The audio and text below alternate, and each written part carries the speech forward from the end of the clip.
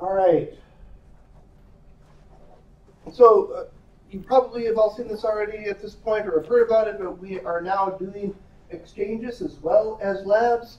So Friday mornings, 8:30 to 9:45, we're doing the labs as we always do, coffee bagels, inviting instructors and things like that.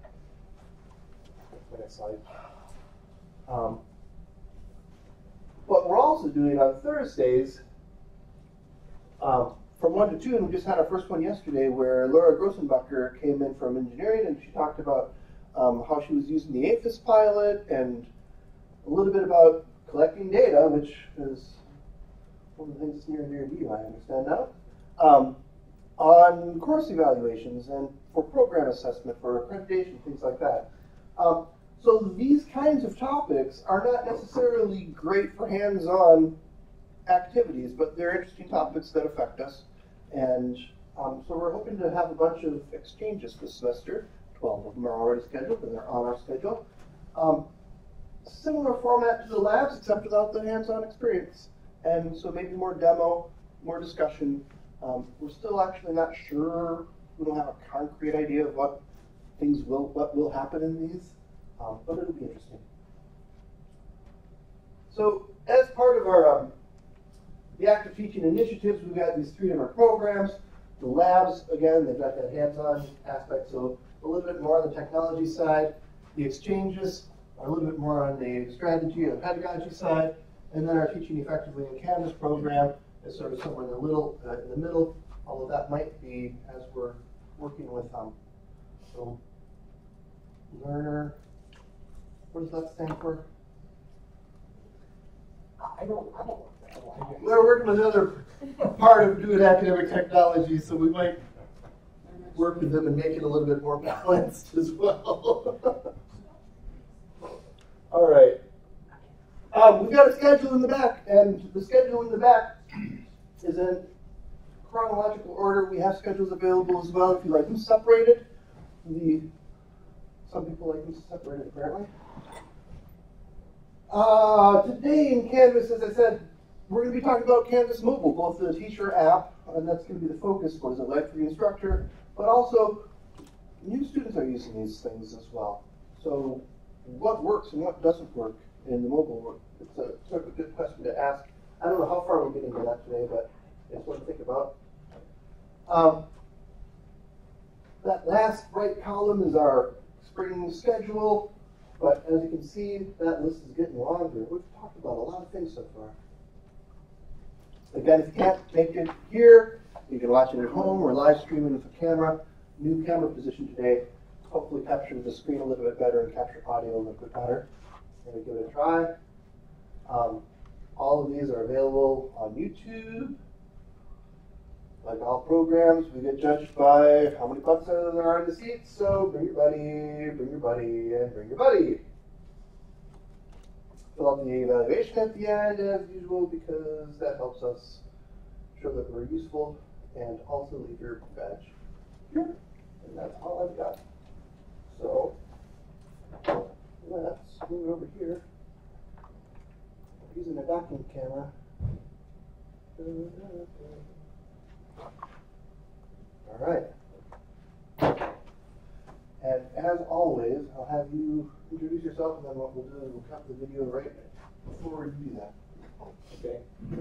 Good morning. I think some of you already know me. My name is Miguel Garcia. I'm a lecturer at the business school, and I also work at UW System.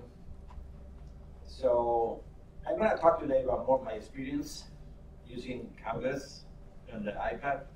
So it's not going to be super going through every single thing. It's how I use it, the things that I found useful, things that really work, things that are kind of like not much work. So before I start, this is my email address in case you have any question later or something. You can always email me. I use the cheapest iPad you can get at this point. So this is not the iPad Pro. This is the 2017 iPad, $299 if you buy it. So it's not the fanciest or anything. I don't have the pencil or anything. This is just the standard iPad. It works really well, okay? So my experience so far is with Canvas on the iPad, it does not replace my computer. Okay, so it's not like, oh, suddenly you can live on the iPad, and for certain things, it's faster going back to the computer. But it can help a lot. For me, it's very handy, and you will see why. For speed grading, the way, and this has a trick to it, depends how you set up your assignments. The iPad can be very easy for speed grading or not, and you will see in a minute what I mean about that. It works great for like last minute changes. You can always go and change errors, commas, dates, things like that are very easy to change. Especially before or after class, you have students coming in and you have to get out of the class because there's someone else teaching and they want to know something. You can put everything from that student on the iPad right away there. All the grades, all the assignments. You can see a lot of stuff quickly, and you don't need to have anything. And it really handy when you're at home on the couch and you want to kind of like take a few things. For that purpose, it works really well. So I don't know how you see here. This is, again, there's 2 apps, in fact there's 3 apps, but we don't use, the third one is called Parent, which is for like, they use it also in like primary school, secondary school. There's an app for the parents where you can see if your kids have submitted stuff and all of that, but I know I'll talk about that. There's 2 apps, teacher and students. I use both. For certain things, the student app is perfectly fine, or even for me as an instructor. It's not like you can only use this one. You can use both. But they don't offer the same kind of things. So depending on what you want to do, you may want to use one or the other. But I want to start with the teacher app because it's what I use the most. I'm only going to show here one of the courses I take in away everything. I teach one course called Fundamentals of Management and Marketing for Non-Business Majors. Right now I have 240 students around that. But this is just this semester, okay? This is live, this is real data. So when you go here, you have the basic stuff. Announcement, I use that. My policy is I don't email the students. I only use the email list at the beginning of the course to say that I will not use it anymore. That I say everything, I go through the announcement. The same way, I don't email the students directly from my computer. I use the email from here, and you will see.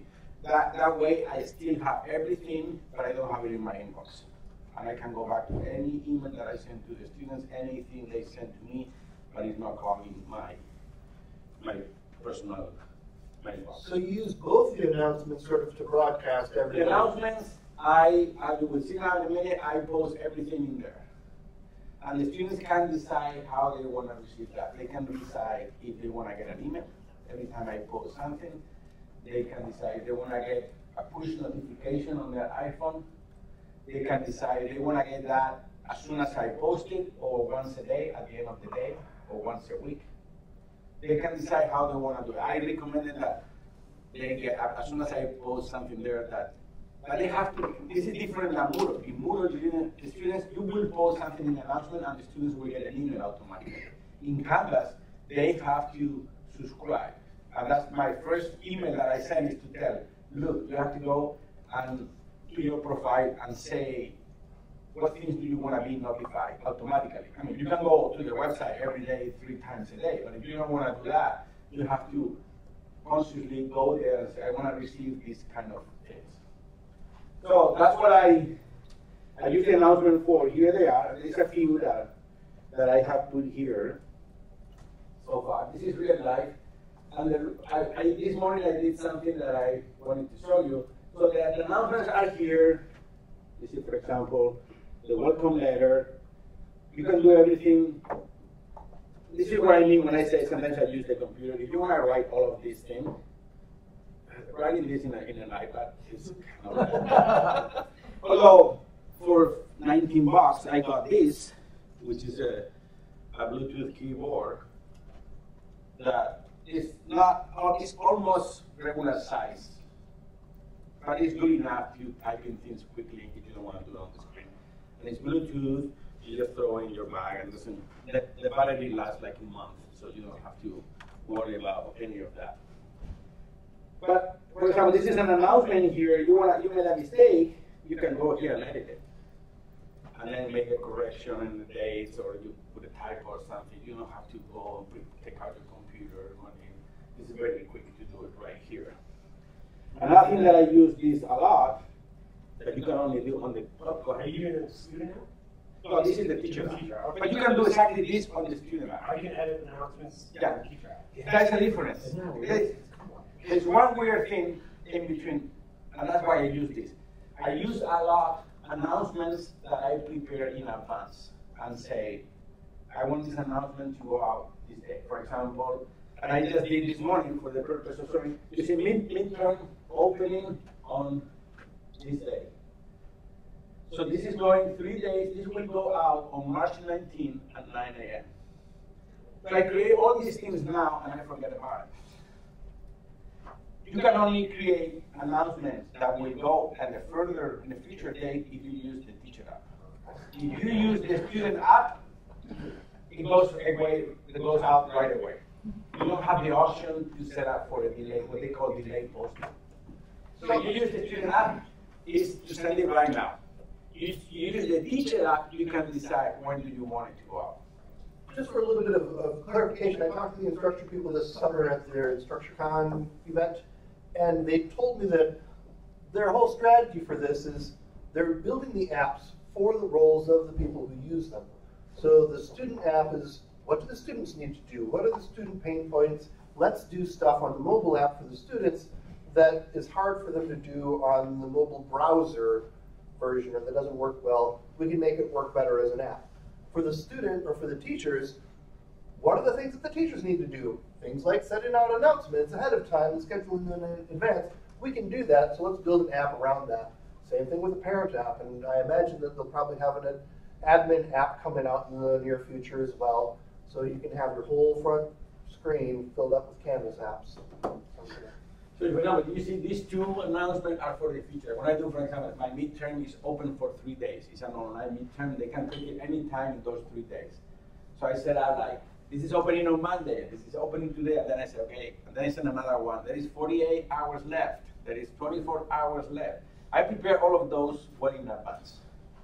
And then they just run by itself.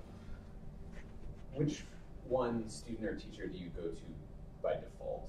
Or Teacher. Does it depend on task? No, I use mostly teacher. I use mostly the student one to see how they will see. Yeah. You know what I mean? Yeah. More than anything. And sometimes they come to see me. Oh, what is this? I use the student app to show them how they will see, because they don't see that way. To use the teacher app, you have to be instructor. So if they come and say, oh, I cannot find this, what is this? I show them on the student app. But for example, you create an announcement here. This is you see you have the option here for delay posting. Let's see if I can, you see? You say delay posting, and then you can choose which day and at what time. If you use the student app, you can post, but you don't see these options. So you can only post right away. Can TAs and graders use the teacher app? Yes, I have 4 TAs, and I will see how they use it. So that's one thing that I use for this. Let me cancel this. And again, you can make this bigger. It's like pretty much you can do a lot of the things here. Another thing that I use this a lot is to look at the students. So I have here all the students. Okay, so you click on a student. I can see right away here. This is real data. Okay, this is right now here. Let me do this big. This student has submitted 2 assignments late already. These are the assignments. This is the grade that they are getting. For example, he has submitted this one. He submitted, but this needs grading. So most of my assignments, they have to record. It's an audio recording. they have to explain something, and they record it. So I asked them at the beginning of the semester to do an audio recording test, so they know how it works. Sometimes they don't know. So this guy has submitted it, but it has not been graded. This one has been submitted, and it goes all the way. It got 100. So this one, he didn't submit it because this haven't happened yet. So I have everything is already set up. But you can see quickly here how a student is doing. Also, let's say you want to email this student, like you click here, and you can email that directly to him. You don't need to go to your mailbox, find out what is the email address. So, if you email more than one student, for example, I emailed yesterday to 6 or 7 of my students who had not even logged into the system yet. So I say, if you are receiving this email, it's because you haven't logged in the system, you better hurry up, right? But I didn't want everybody to see who I'm emailing this. So you set up this thing here. Even though I'm writing one email to 7 people, it's sending individual emails to each one. So the good thing of this, all of this gets into Canvas. So you can always back and say, I emailed you this day, and I send you this email. But it's not in your mailbox. I mean, you can decide, everything I send through Canvas, I want a copy in my mailbox. But I don't. I decided when you have 240 students, you don't want to do all of that. So you can do this through here. I mean, you can do this through the regular, to Canvas on the computer. But I find this very handy, sometimes even faster than going through the computer for these kind of things. So another thing that I use this a lot is I have 240 students, I have 4 TAs. We have about 3 assignments per week. So we have almost 1,000 assignments to grade per week. So I divided the students in sections, which is different than groups. I don't know how it works different. So here I have my course sections. So my TAs, I have section 2, 1, 2, 3, 4, which are each TA. I have this section 99 that is for my McBurney students. I call section 99 because I called it once McBurney, and I was told that I shouldn't do that. Look, now I set up that they don't see this, the students don't see this. But so I know, the reason why I have this section 99 for my McBurney students is because I can set up the quizzes to be give time and a half for them automatically. So when they log in, the system knows who they are and gets extra time. I also have this section for late enrollment, people who enroll once the course have already started. So these people get extensions on the assignments. But I don't have to give extensions to each one. I create the late enrollment section, put the students in there, and tell this section can submit until this date. So you don't have to do one by one. But then I have students who enroll the following week, so I did the same thing. But they don't see any of that. But then if I click, these are my students, I can see, we click now here, section 1, and then these are the students only on section 1. So my TAs, when they grade, they choose their section, so they only see their section. They don't have to go through every one. This is mine, this is someone else. They can see what they need to use. So going back to here, I can see how this is much easier than it is on the computer right now. yeah, certain things are much really easier. optimized it. The computer is nice when you have to type quite a bit. But for this kind of interaction, it's the same thing. You finish your class, the student comes to you, oh, how I'm doing.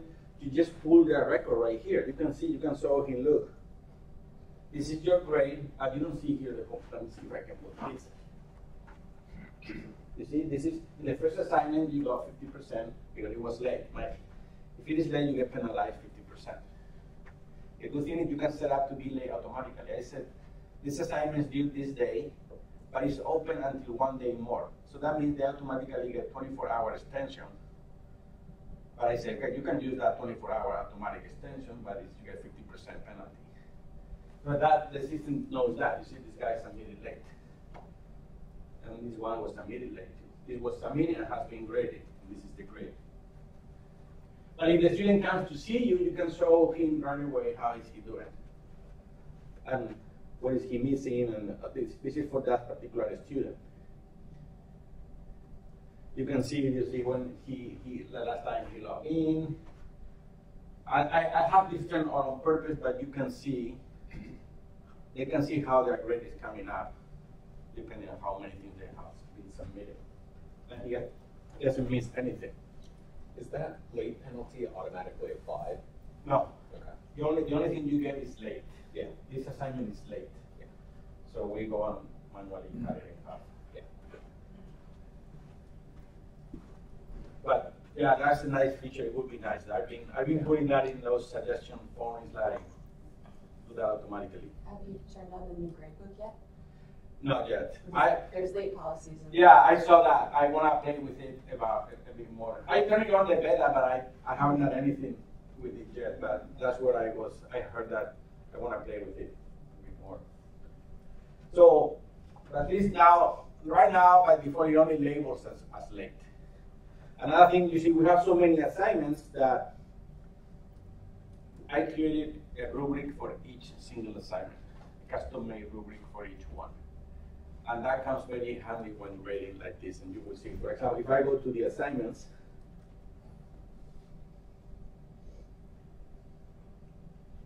and you will see what I mean. Depending how your assignments are set up, this can be very handy or not. Most of my assignments are either audio files that they have to record a 2 or 3 minutes audio segment, or 500 words, 750 words, but I don't allow them to upload any file. They can work in Word or whatever they want, and then they have to copy and paste that text in the window. If you put a file, you allow uploading a file, then you have to be rendered. And then the speed grading loses purpose because every time you choose a student, you have to render the file. And it's either a PDF file or a Word file can take 4 or 5 seconds, but you have 240 to grade. It's not adding up. And you will see what I mean. For example, these have already been graded. For example, let's look. You see, it also tells me here, this, let me move this a bit more. You see, for example, 131 need grading.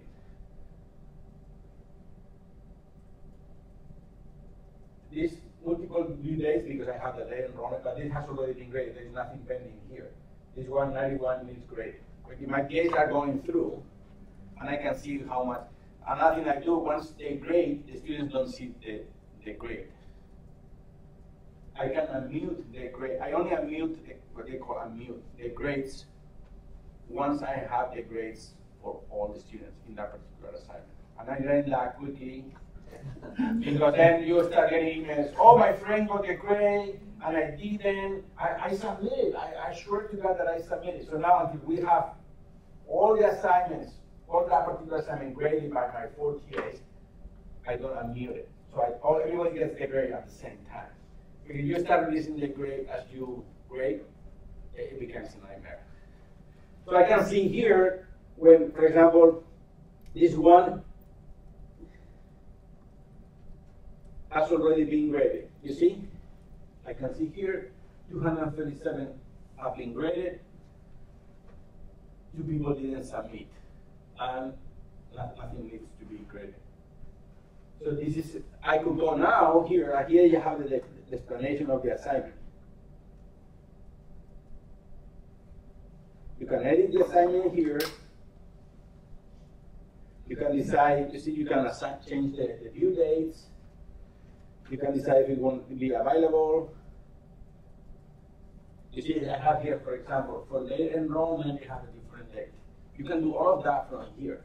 And by the way, doing it from here is faster than going into the computer. If you want to change any of the, you see, for example, the section that late enrollment 2, they have a different due date. It's very easy to do that from here because you get all in one screen.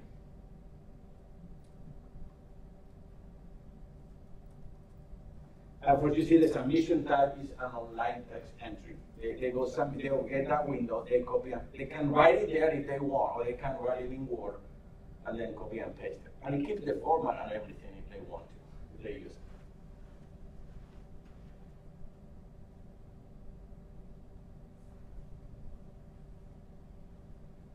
me show, for example, something that has not been, there are still few pending grading. You see, 146 people have not submitted yet, 93 need grading. So if I click here, I can see all that haven't been graded. I can filter by, you see, I'm filtering now, has not been graded, but I can say also has not been graded in section 1. So I can call my TA and say, look, you have a lot pending. I can see how much he has pending. Or I can see filter only the people who have submitted late. So yeah, I can go there. Then my TA is great. Then I go on the ones who are submitted late, I cut those in half. I don't have to look each one by one who is late. You can just filter and solve the one that's have been late. So, for example, these haven't been graded. So you click here, and you will see what it means when you have hundreds of students, and on top of that, you have files attached. Like you allow them to upload a Word document or a PDF document. It can take a while. This is text, but this is what I mean when you want to do like speed grading. It defeats the purpose. But also, I have 240 students. The due date is today, but there's a lot of people going on today. So depending on the time, plus I don't know how the Wi-Fi is here. But you can see how long it takes. This is just a text version because you have your students all submit via text, not docs. This is via text. And even with it via text, it's the same. 240 is still taking a while. In my house yesterday, I was playing with it and it goes much faster. But also it depends on the net connection, it depends on a number of things. Yeah. These apps are still, I find it sometimes, they're still a bit buggy. Sometimes you are doing things and suddenly it closes by itself. You have to start all over. But you see, this is what I mean. This is the, now, moving now is faster. You will see, it takes a while to get because it's rendering all the 240 students. So I have all of them now cached. That's why it takes a while. But now I can move very quickly. But you see, I can do this. This is the next student. This is the next. I can do this. I only choose 2, right? Yeah. So let me show how it is. I created rubrics for each assignment. And here are the rubrics. For example, you submit, I just give you a point for submit. So I can click 1. Quantity of submission. If you go to the website, I have an explanation of what is 0, what is 1, what is 2, what is 3. Here we're not showing. You can just click. You click here, and calculate the grade automatically. And on top of that, we usually write a comment. This hasn't been graded, so there's no comment there. But let me go to something that has already been graded. For example, this one has already been graded.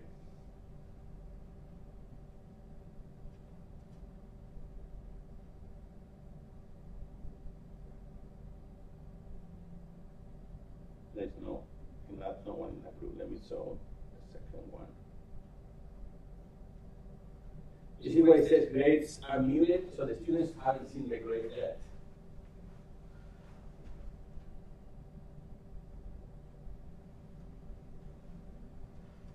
But once you have rendered, you sit down and the text is there, and it's only 500 words or 750. So basically, I see the whole assignment and the rubric at the same time. So I'm reading and grading. Move to the next. Reading, read. Or if it is an audio file, you can play the audio file from right there, and I will show you. You are listening and grading. When it's done, I move to the next one. Listening and grading. Move to the next one. Can you still do the on submission markup? Because if they upload like a PDF or a doc, no, here you cannot. Okay. No. No, because this is just text. Yeah. There's a couple of assignments where I ask them to upload a PDF file. But then here you can see the PDF, but you cannot do any of the other stuff. You see, this student got like 1 here and a 3 here, 66.67. It calculates the grade automatically. And I don't know if there's a comment here. Yeah, you see the TA wrote this. Let me see if I can.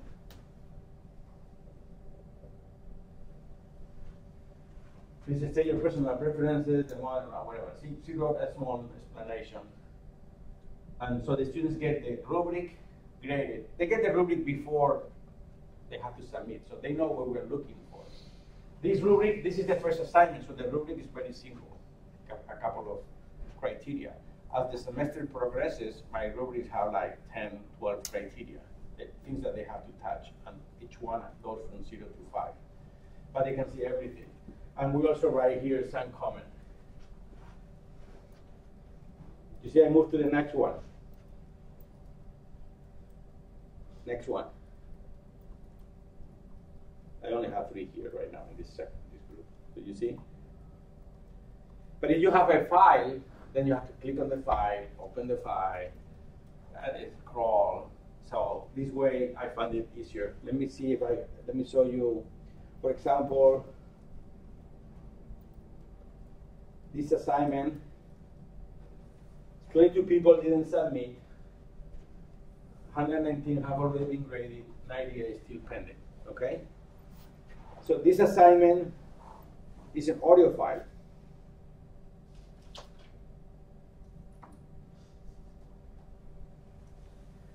They can record audio or video. They can record it from the iPad too. In fact, it's better. If you try to record from the computer, it's kind of, you have to allow the Flash plugin to run the first time. You have to authorize the Flash plugin to run. But sometimes they get lost with that. If they use Chrome, they have to, I already have extracted the things that they have to check. But the good thing is, if they don't have any other device, they can record directly into Canvas. You don't need to have any particular software. If you prefer to record in your phone, you can go there and then upload the file. The good thing if they upload the file, and that's why I don't allow them to email me anything. Because if they can record in whatever computer software they want, what file, MP4, MA4, AVI, when they upload it to Canvas, Canvas converts everything to the same format. And you don't need anything to play, to do anything. For example, this assignment, I can click here.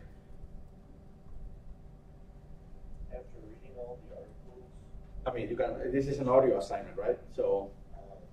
one of the main pros that I came up with for net neutrality is that as of now, all So this is the thing that you would do while you're sitting on your couch with your the same amount of internet Yeah. usage.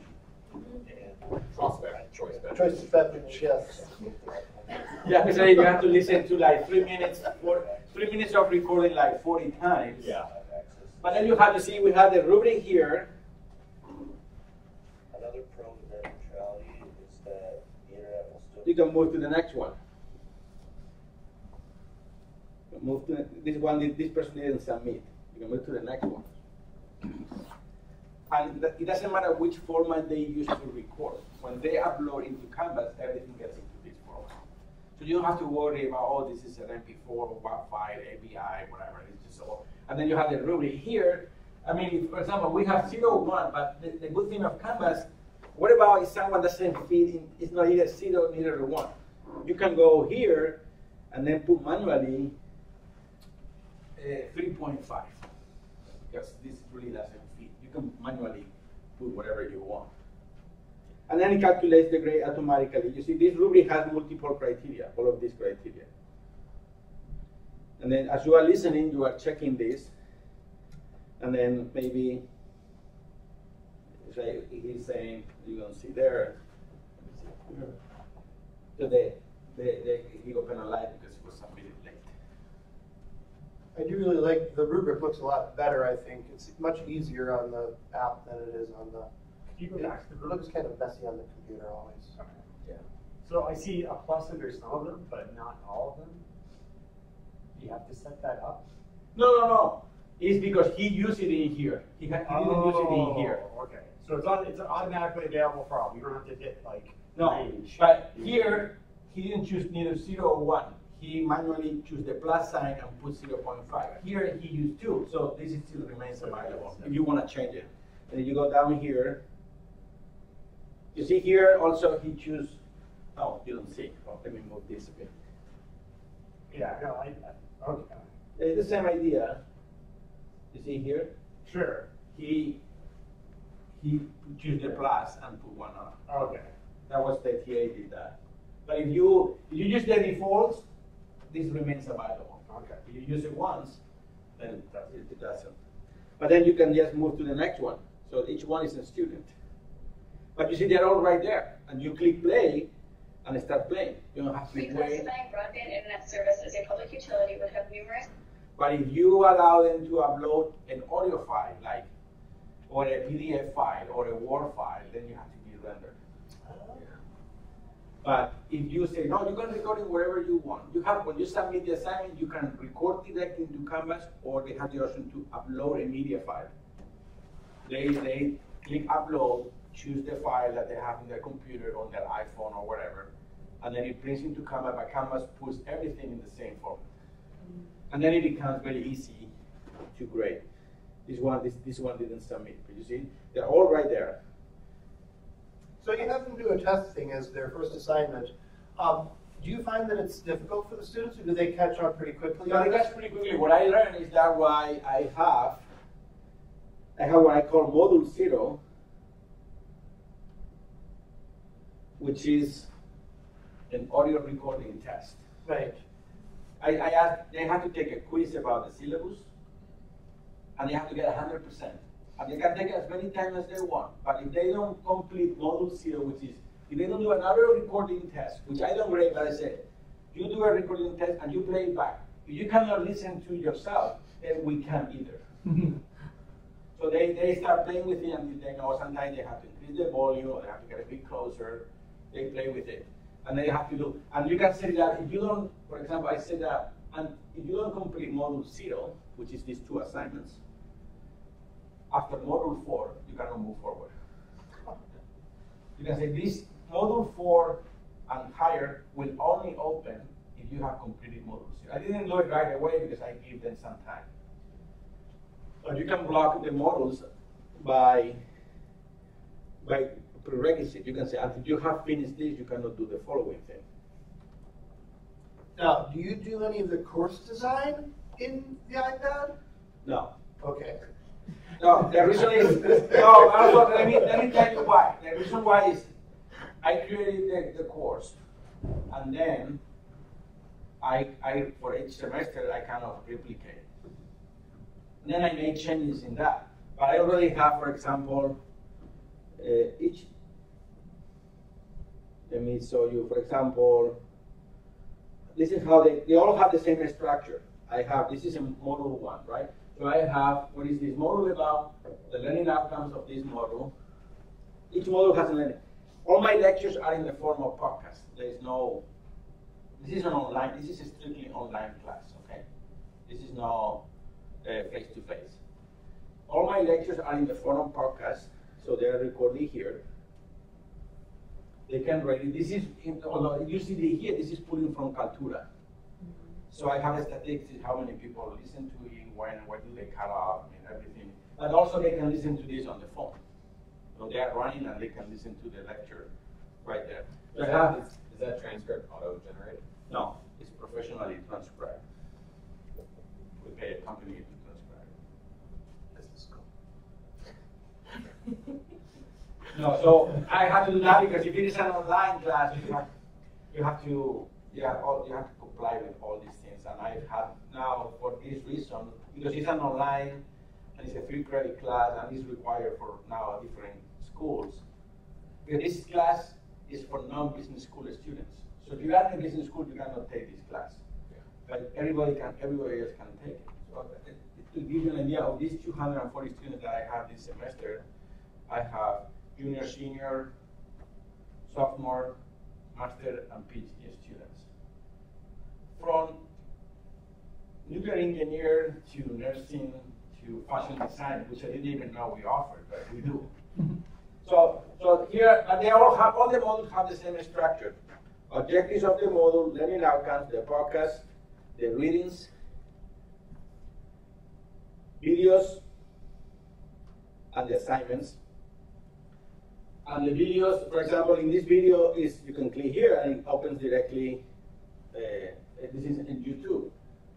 And the good thing of YouTube, not the TED Talks, but the Talks from the TED website. You can get this TED Talk on YouTube. But if you get this, you link to their website, which is TED.com, then you get professionally transcribed, and then you can use it even the students. And this, you keep play, and this keeps illuminating what is he talking about. So because you cannot use, if you don't have the transcription, Yeah. you can get into trouble. Yeah. And YouTube transcription is. When I use the YouTube, I use some videos from YouTube, but then they are optional videos. They are not required. Because you just need one person to complain to get a call from the Mac Learning Center. Yeah. So for the videos that I ask them that are required, I use these because they have good transcript.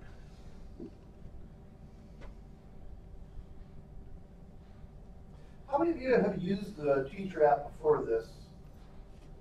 And do you use it regularly? Have you just looked at it as a curiosity, or have you actually used it to grade or administer your class? Mainly messaging. Okay. Yeah, but about every day. And are there any observations from either in your, well, you don't see them face to face, but can you tell how many of your students are using the student app to respond? I don't know. I tell them that it's available, but honestly, I don't care how they do it.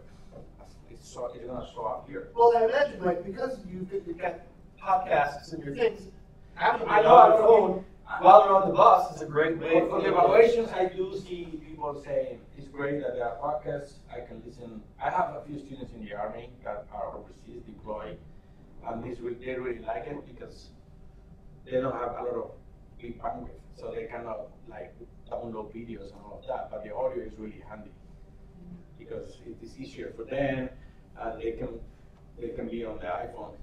I have people who just go through this class on the iPhone. Any of you notice any trends in students? I mean, we all have these, but do we use them for the classes? Do you notice your students using them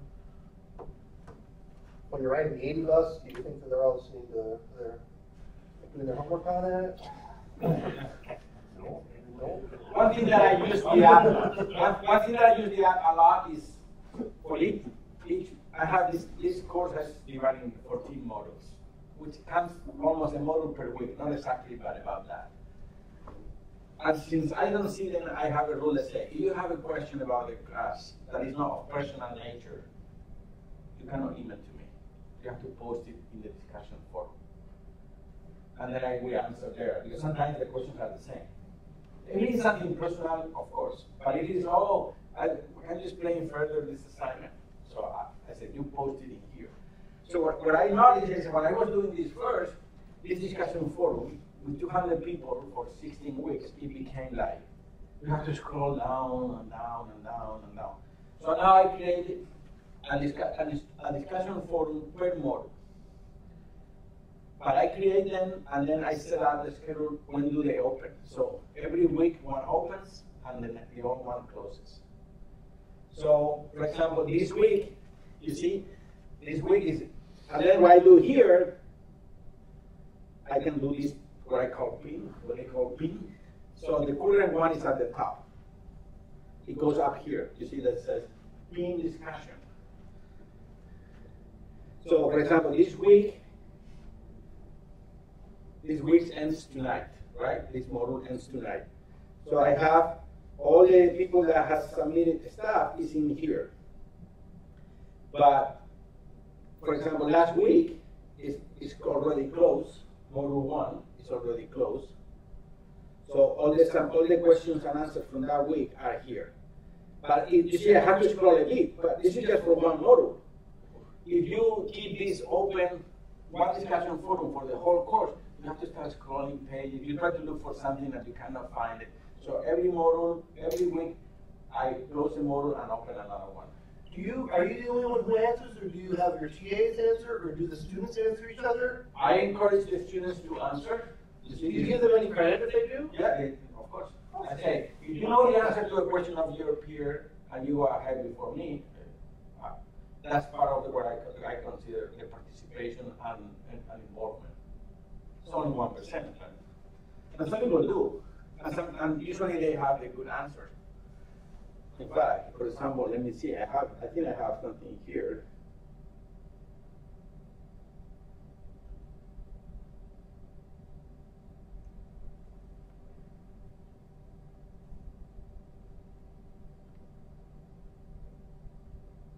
I was about to ask the exact same question. Right. Yeah. So Yeah, that was a good one. I was about to ask But the you good that thing, question. the good thing here is you can also see the whole trade. For example, this guy was having problems recording, and then this guy came in. And he switched to the internet, and it worked. But then, That's unusual. yeah. So, for example, for Chrome, I have to say, you are using Chrome, you have to do this. Because sometimes Flash on Chrome by default is disabled. And the Flash is only for recording, because Canvas allows to record directly into Canvas. But you need to allow the Flash plugin. And in Chrome, by default, it's disabled. But the good thing when you do this several times, I already have all of these canned. So I know the question is going to come, so I already have the answer ready. And you can start. So this is, you see, but then also it puts everything kind of like, so you know this is the question, this is the answer, someone else answer. But you have module 1. Now I have module 2 separated, so I have another. You don't have like a humongous list. And then people can just see they ask a question, and I answer. Someone else asks a question, and then someone else added something to the question, and then I answer.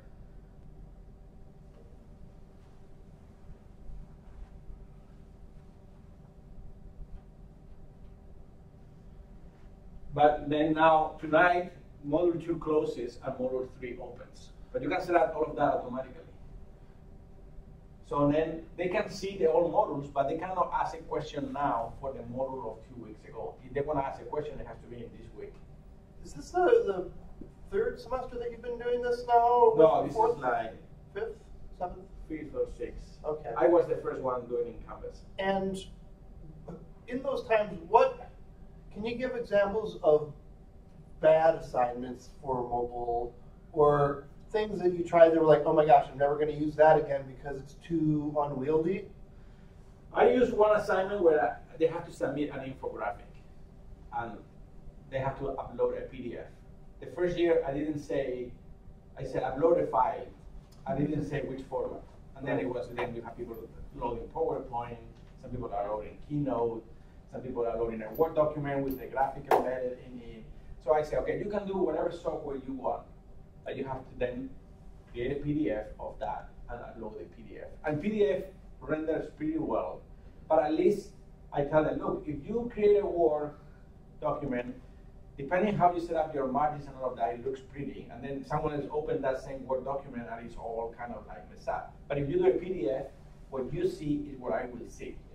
So I force them, and you can set up in Canvas, say, you can only upload a PDF file.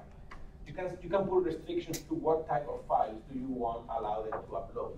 So I said, the only allow file the only type is PDF. So then you get everybody PDF. I mean, sometimes then you get the question, how do I make a PDF? Okay, depending which computer, if you have a Mac, you just print it as PDF. If not, you have to explain a few things. You will be amazed. What I'm finding amazing is this Pi, they are supposed to be technically savvy. And when you ask these things, it gets in gray area. Right. Like some of these students, again, they have been at the university at least for a couple of years, at least. Most of them are seniors. In these cards, you don't have to buy anything. I give the lectures, I use open source textbooks, and I use the library. I say, okay, go get this Wall Street Journal article in the library. They don't know how to do it. They never done it. They don't know how. They know how to look for a book, but you say get this article, they don't know how to do it. You have to give details how you search, or an article in a magazine. I say, okay, read this Bloomberg article, and they go to the website of Bloomberg and say, oh, we have to pay. We have to have subscription. I say, no, you don't have. You have to go to the library. They've never done it. So I already have the whole thing how to do those things. But again, it doesn't replace the computer fully, but it's really helpful. especially I'm moving around. I also, I mean, this is an online class, so I get phone calls, and sometimes you are not in your office, and they call, oh, I did this. I can just pull my iPad and I can see who they are, what they submit. I don't have to bring the laptop, kind of guy. So one more question. The audio assignments, you have them submit an audio response. How do you limit that so that you're not spending the next 7 days listening to your 240 students? No, it's my TAs are the one who does the grading. Do your kids complain about that? No, I said, look, we pay you, you get free master, these are MBA students. You get free tuition and then stipend. All right, You're supposed to put in the time. 13 hours a week, so. Well, and if they don't have to listen to it again, if it's they just have to listen to it straight through, 3 minutes per student, that's not nearly as bad as No, and they, as a 5-page each paper. TA has about 60 students. Yeah. And I allow them, they have about a week to do it. And the good thing, this is an online, they don't have to go to class. Yeah. They can do it from anywhere, anytime. They just can be at home on their phone, on their computer, or whatever. So they really like that flexibility. And they are called TAs, but they are graders. That's all they do. They don't teach. They don't have to meet with the students. The only thing they have to do is grade. Do they have to respond to the discussion form at all? If they want, but I'm usually pretty faster than they are. Yeah. Because they still go to class and all of that. Yeah, and you've seen all these questions Yeah. before mostly. And for example, what I've done to answer kind of in a speedy way, I have told the system, when someone posts a question here, send me an email. So I know right away. And the good thing is you can reply to that email and it shows up in Canvas. You don't have to log into Canvas to answer. You can reply in the email and it comes here. Although I don't do it, and I'm gonna tell you why. Because when you reply to an email, in the discussion forum you get an email. If you reply, what it gets posted here is both the question and the answer again. Yeah. And all the details. And all the details. So I get, and then I go to the iPad and answer there. Because if not, it starts getting too long because it's posting everything. But for those things, it's pretty handy. Again, I still use the computer. What I found is that for typing quite a bit, this really helps. So although it's not like super big, but it works really well. You can type, I can type pretty fast here. So again, I don't want to write maybe 3 pages, but if you have to make some editing and quite a bit, I can do it here. And I replying to the discussion forums, I do here. Yeah. Louis, your iPad, is that your sort of your main driver as well? Or do you? It is not. It is not. Okay. It's just the thing you carry around as a slider. Mm-hmm. All right. I mean, for me, although I don't teach now, I used to teach this class face-to-face. I don't do that anymore. Because I used to do it once a year, but now I do it 3 times a year. And it's, I mean, totally about 800 students every year. This is really handy because I still do face-to-face. We do a Skype, FaceTime, Google Hangout. I allow them to use anything and we interact. I can do it from here, but I can see their grades and everything also from here. I like FaceTime audio, and then I'm talking to them while I'm watching this. And this I can be, I don't have to be in my office sitting on my computer. In our Canvas course, if you haven't ever had a chance to get and interact via the student app, we have a discussion set up for today that you can go in, and you don't have to do it right now, and just see what it's like to look at the course, try that discussion forum, try using it with just your phone. Try uploading an image to it, try uploading video to it, see what it's like for your students. We could have had you upload a file and have other assignment, but we decided to keep somewhat simple. It's not a thing that I've ever actually thought a lot about, so probably I can't make any guarantees about how nice our course looks in it. But have you guys given thought about, am I designing my course well enough so that when my students access it via their mobile devices on the bus as they drive to class or ride to class, is it nice for them? for example, I noticed that the Google Doc embedded, the activity sheet does not show up on this. And that's sort of an interesting thing that I was like, huh, I never thought about that before. That's not super helpful for them. Lane. But it will render their docs and their PDFs that they turn in. So when they download something, you're having them upload assignments on the suite grader, you can create them. And it does, I saw on the doc and the PDF, but not on the text. That's like the Canvas desktop app. You can make the annotations and the changes and like the highlights and the circles and all that. And that all works on your iPad or your mobile device. Yep.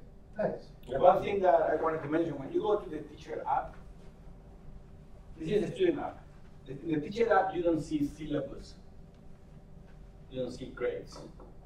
You can get to that, but it's not in the home page. Is that a thing you can set on the settings, just the way that you can on the browser? Yeah, but not for this. You see, this is the student app, and this is how I have set it up. Okay. So I can see the syllabus there. If you go to the teacher app, by default you see this they call pages, and then you can see everything you have created in there. But here, this is handy when you want to see how they see. So I have the syllabus here. For example, I have the grade here.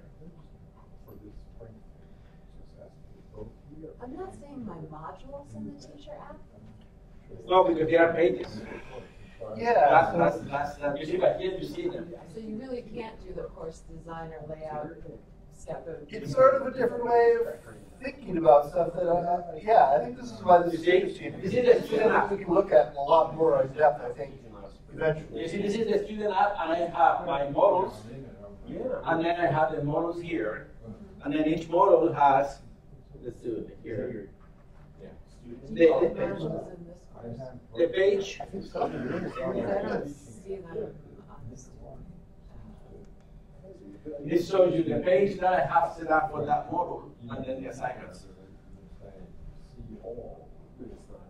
Oh, you know what? We don't have it right now. Yeah, I have modules in my course, and they show in the student app. That's a nice file hierarchy. Yeah, no, that's show height triangle. Does your teacher app, do you also see the modules? Is it all similar? I'm not getting any problems. Just wondered if I'm missing something. if you're in there, I don't know why you. You know, I registered. So yeah, it's you know, a, you know, you just navigate via pages. synthetic code, which is fine. And that changes the whole way you design a And course. files. You're ready to success. Can't properly navigate a course. You're already ready. That's that way. Yeah. You need to look at the student side to see Yeah. how it works. So with this, you know, knowing the affordances and the constraints of this, what does this mean for designing courses? Do we just try to ignore this and continue on our merry way that we've always been doing it, always for the last 2 years now, with the web-based browser thing and we build the modules? Or should we start to consider, are there better ways to do this as more and more people start using and coming to and whatever with mobile? I think a major challenge is that you'd want to look at it, how it looks on an Android and how it looks on. Yeah. So on our activity sheet, we've got a link. And this is again a good reason to go to, well, not on the mobile because you can't see it, but on your desktop app. Or actually, I think on the mobile browser version, you can see the Google Docs.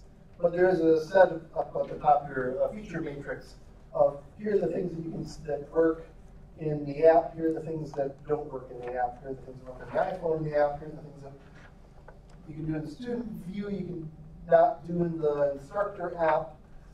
There's a lot.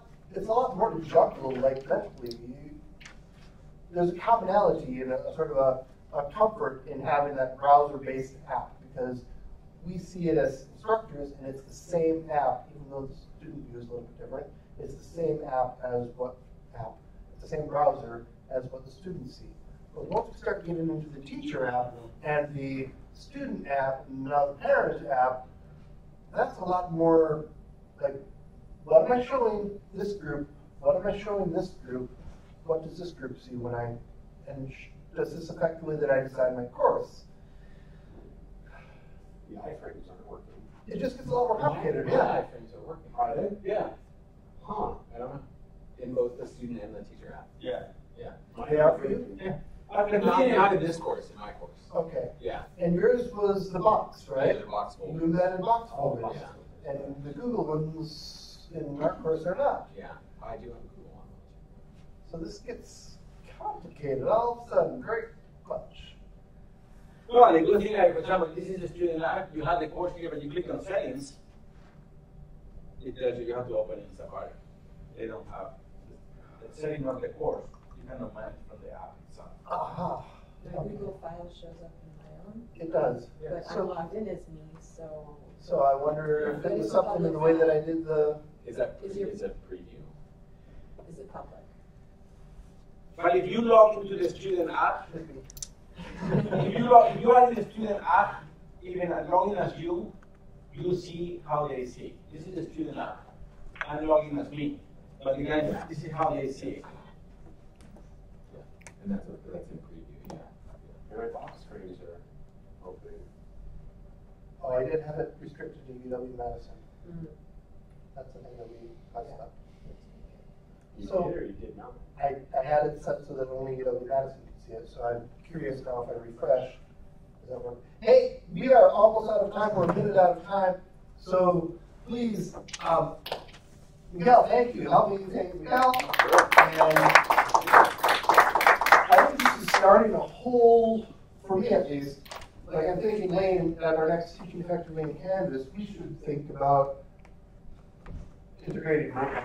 Well, because it seems like it actually is working now, like it's usable. Whereas Yeah. For the longest time, it seemed to be like, oh, you can look at stuff, but don't try to do things about this. No, the good thing is, for example, these podcasts are in Kaltura. Yeah. But it's not open to the public. But since they authenticate to get into Canvas, that authentication is passed through Yeah. Kaltura. They don't, when they click here, they don't have to authenticate again in Kaltura. Oh, yeah. But the good thing also is using the Kaltura feature, like who listened to it. That's How long will they, you get all that statistics. Not here, you have to go to Kaltura. But I can go to my Kaltura and see how many people listen to this podcast. Well, one of you should design a mobile-friendly course in Canvas, and then come back in fall and show it off so that everything works beautifully for both the students and the instructors via the device. And And this is we'll buy not, bagels and coffee for you. and for this is embedded. This is embedded. This is not really the front end. Okay. It's embedded. I call it into Kaltura. Embedded an iframe window and making a window, but it's really Kaltura. Is the rate this podcast link auto-generated? No, it's Well, there you go. the rate podcast. They click here and they go to Kaltura and they have this. This is class system 1 to 5. Okay. You can click there. Okay. But also, you get the statistics, how many people listen to it. Yeah. When do they drop halfway through, you get Yeah. all of those statistics. Yeah. Which is, I don't really care that much, but Fun to look at. And if one isn't being listened to, or yeah. everybody just listens to the first No, and I have some people who said, look, I'm better reading it, so they just read the transcript. Yeah. And that's fine. multiple people. That also means, oh, you learned. Awesome. All right. Thank you guys all for coming. Pick up the schedule on the way out. 3 days. It's up to 3. Yeah. Kind of funny right now. It's 200%.